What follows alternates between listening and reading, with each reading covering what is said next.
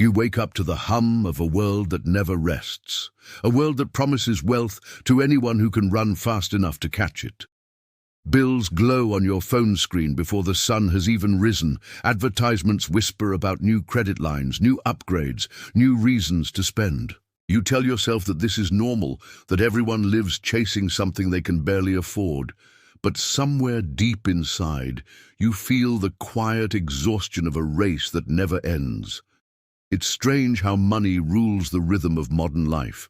Every plan, every dream, every fear is tied to it. You work hard, you plan carefully, yet the numbers never seem to align. The harder you push, the further the goalpost drifts.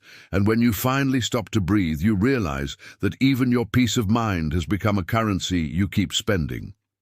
Centuries ago, long before the first bank was built or the first digital wallet appeared, voices of ancient wisdom tried to warn us about this endless chase. They wrote about greed and haste, about pride and laziness, about the subtle traps that turn wealth into chains. Their words were carved in scrolls, but their truth was meant for moments like this one. Moments when humanity forgets that money is a tool, not a master. Imagine one of those voices speaking across time. He doesn't promise instant riches or secret investment codes. He speaks of balance, of listening, of patience. He reminds you that the problem has never been the coin in your hand, but the hunger in your heart. His world was simple, yet he saw the same storms we face: debts, envy, unfair trade, the illusion that comfort equals security. You can almost picture him watching the markets of his day, merchants shouting, scales tipping, buyers rushing. He must have seen people making the same mistakes, buying what they didn't need, trusting what they couldn't see, believing that tomorrow would somehow fix the consequences of today. And so he wrote, line after line, a quiet rebellion against foolishness. Now the centuries have passed, and the traps he warned about have only changed their costumes. The coin has become a card, the scale has become an algorithm, the merchant has become a screen. Yet the same restless spirit still whispers that more will finally be enough. You know that voice well. It's the one that tells you happiness can be ordered with next day shipping. But somewhere beneath that noise, another voice calls, a quieter one, older and wiser. It asks a simple question. What if wealth has nothing to do with numbers at all? What if true prosperity begins when you learn to master desire instead of letting desire master you? That question lingers because it feels like truth you already knew but forgot how to live. You think about your own choices, the times you borrowed out of pride, the small lies you told yourself about what you deserved, the endless scrolling through things you didn't need. You remember the stress that comes not from poverty, but from discontent. And you start to see the pattern, the way small habits weave together until they quietly strangle freedom. That US, when the idea of money traps stops sounding like theory and starts feeling personal. They're not monsters hiding in dark alleys. They're the little decisions that feel harmless today and become heavy chains tomorrow. They're disguised as convenience, status, comfort, or ambition, but every trap begins with a whisper, just this once. Standing there in that awareness, you realize that wisdom is not about rejecting money, but about reclaiming control. The ancient Proverbs were never anti-wealth. They were pro-integrity, pro-discipline, pro-peace. They warned against chasing wealth without character, because wealth without character always consumes its owner. And so the calling begins, not a religious vow of poverty, not a motivational speech about success, but a journey back to sanity. It's an invitation to open old pages and read them with new eyes, to see how timeless truths can still guide modern lives. Because if those words could survive 3,000 years, maybe they can survive one more pay cycle. You take a deep breath and decide to listen. Not to the noise of the markets or the influencers who promise shortcuts, but to the quiet rhythm of wisdom that never goes out of style. The road ahead will reveal the 7 traps that still capture hearts today. But first, You have to accept that you've been walking among them all along. The first trap is haste, the belief that quick profit is proof of intelligence. In every generation, people rush after schemes dressed in urgency, day trading apps, overnight riches, promises that bypass the slow dignity of work. The ancient warning was simple: wealth gained too quickly vanishes just as fast. Yet we convince ourselves that speed equals progress. You feel it when an ad flashes limited offer and your pulse jumps, as if scarcity were truth. Patience, once a virtue, now feels like weakness.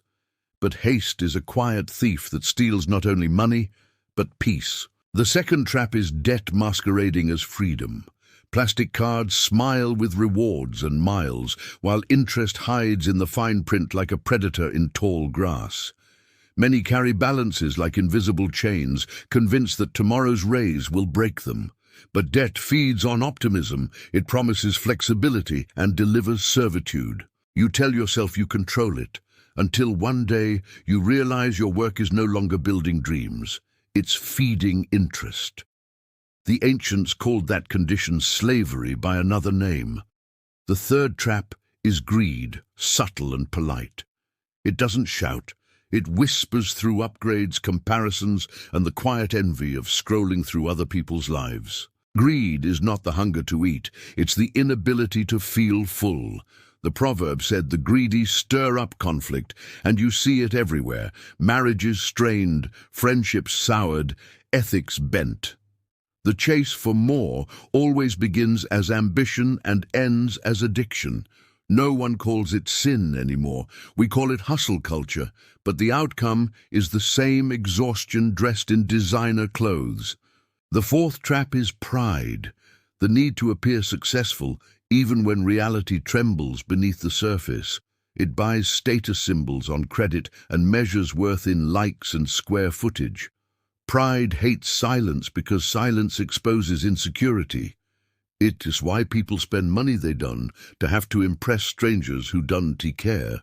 The wise once wrote that pride precedes a fall, and in finances the fall comes with compound interest. Humility, by contrast, is not poverty, it's clarity, the courage to live within truth. The fifth trap is laziness, the softest and deadliest of them all.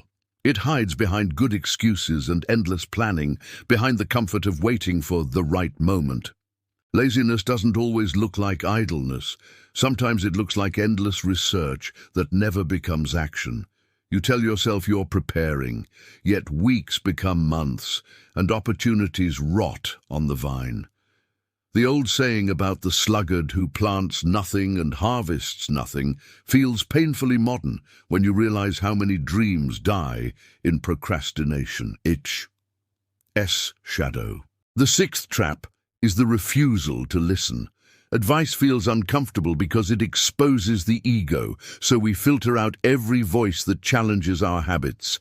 We scroll past wisdom in search of affirmation. The ancients said that plans fail for lack of counsel, but success rests among many advisors.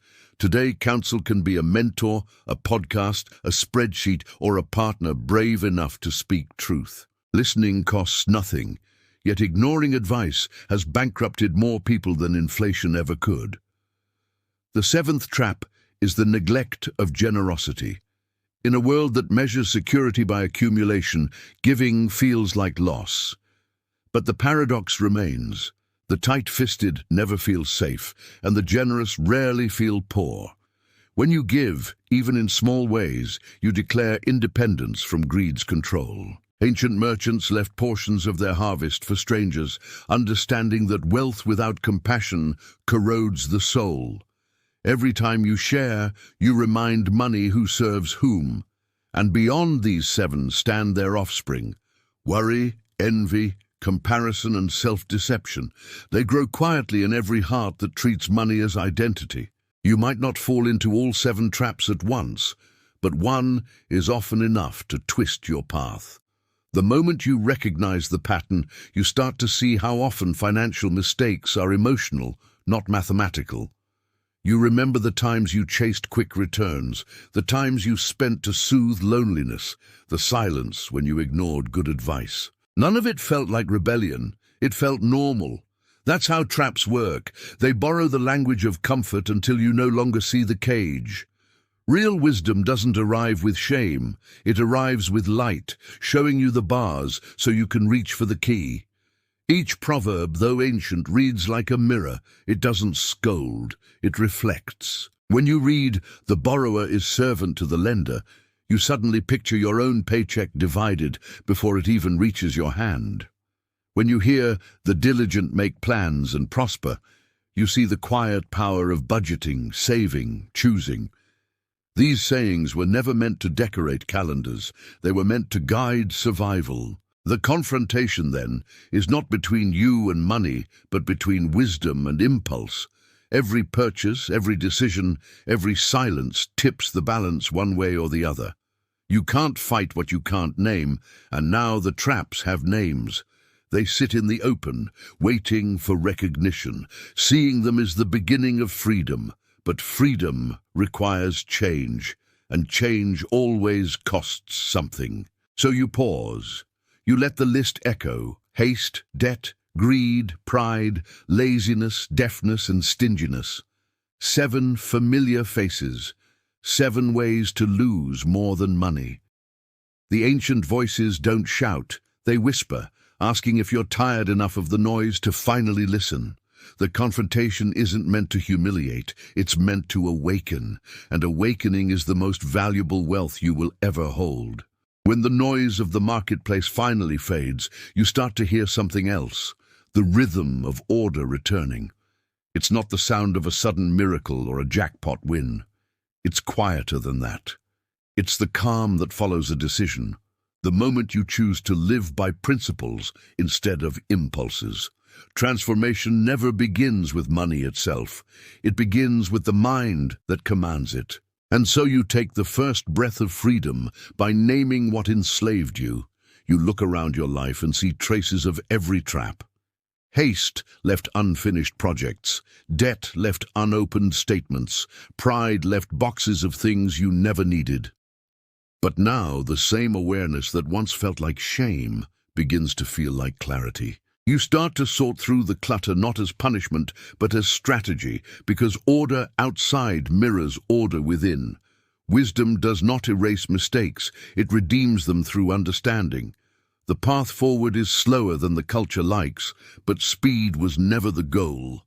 You learn to wait, to plan, to measure twice before cutting once. Each deliberate choice rewires something deeper than your budget. It rewires the instinct that once equated motion with progress. Patience becomes your quiet rebellion against a society addicted to urgency. You rebuild your finances with small, consistent habits that would bore the impatient. Automatic savings, honest budgets, conversations about goals that used to feel embarrassing. There is dignity in routine, in knowing where every dollar rests. Slowly, anxiety begins to loosen its grip, because control no longer depends on luck or timing. It depends on wisdom applied in repetition. Generosity returns, tentative at first, then joyful. You give not to prove virtue, but to declare freedom. Each act of giving weakens greed's whisper and strengthens your sense of purpose. You discover that sharing doesn't divide wealth, it multiplies meaning. And meaning, not money, is what sustains a soul when the markets fall. Listening becomes another form of wealth. You start to seek voices wiser than your own, mentors whose experience humbles your confidence. Their corrections sting sometimes, but they save you years of wandering. You realize that humility isn't thinking less of yourself, it's thinking accurately about yourself. In a world built on self-promotion, humility is radical capital. Work, once a burden, begins to look different.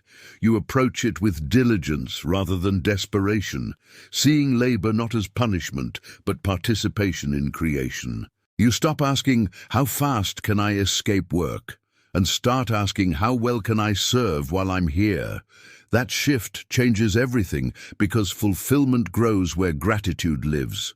As weeks become months, the transformation stops being about money and becomes about identity. You're no longer a consumer reacting to every offer. You're a steward guiding resources with purpose. The ancient words were right. Discipline leads to abundance, but abundance without discipline collapses. Now you understand abundance as stability, peace, margin, the space to breathe. The numbers in your account begin to follow the order in your heart. You find joy in planning, even in saying no. You notice that temptation's voice grows weaker each time you act with intention. Freedom is not the absence of limits, it's the ability to choose them wisely. And wisdom, once theory, has become a habit so natural you almost forget how chaotic life used to feel. Then comes gratitude, the quiet proof of transformation. You stop measuring success by comparison and start counting the small mercies, a paid bill, a meal shared, a night without worry. Gratitude is the final antidote to every trap because it shifts the gaze from what S missing to what S already given. The wise knew this long before economics existed. Contentment is the true currency of the soul. As you look back, the 7 traps no longer seem like enemies but teachers. Each mistake carved a lesson into memory, and memory is a form of wealth no market can crash. You carry those lessons not as fear but as armor, reminders that character is compound interest paid in peace. And so the journey ends where wisdom always begins, with humility, discipline, and generosity walking side by side. The ancient voices have done their part. The rest belongs to you. Because the greatest return on investment is a T in portfolios or property. It's assess in the kind of person you become while learning to master what once mastered you.